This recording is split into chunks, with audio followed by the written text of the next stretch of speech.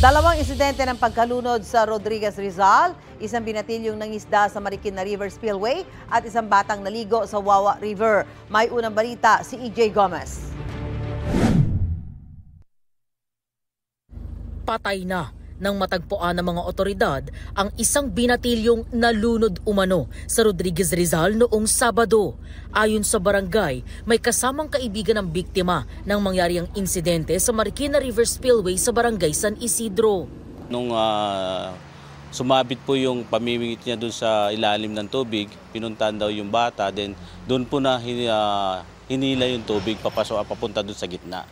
So yun po yung nagiging dahilan, nalunod po yung bata. Tumakbo yung kasama niya para sa ganun ay puntahan niya daw yung kamag-anak yung nalunod.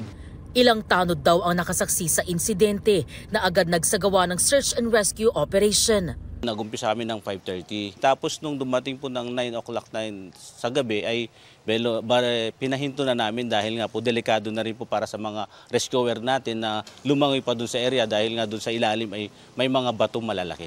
Itinuloy ang search and retrieval operation linggo ng umaga hanggang sa matagpuan ang bangkay ng biktima mahigit 24 oras mula nang siya ay malunod. Nakarating po kami hanggang San Mateo po. Then after that, dahil nga po wala doon, bumalik po kami doon sa area na kung saan nalunod yung bata. Then 5 o 5:30, lumutang na po yung bata. Maaring sumabit po doon yung katawan niya doon sa mga pagitan ng mga bato doon sa ilalim ng ilog.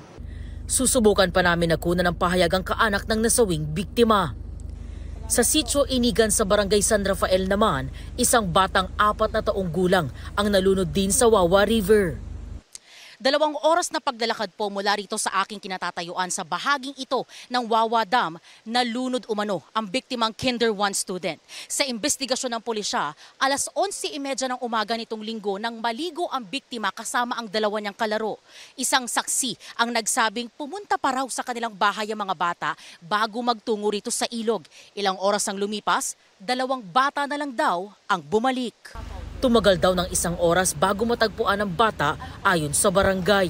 Meron pong dumating na residente ng Barangay San Rafael sa Inigan po na meron po silang 2 bata na ayon sa kalain nalunod. Agara namang nilagay po sa ambulansya para bigyang first aid po ng aming medics. Nung makita nila na parang hindi na po maiano yung bata ay agad po nilang itinakbo sa Inaris Medical Center sa Burgos po.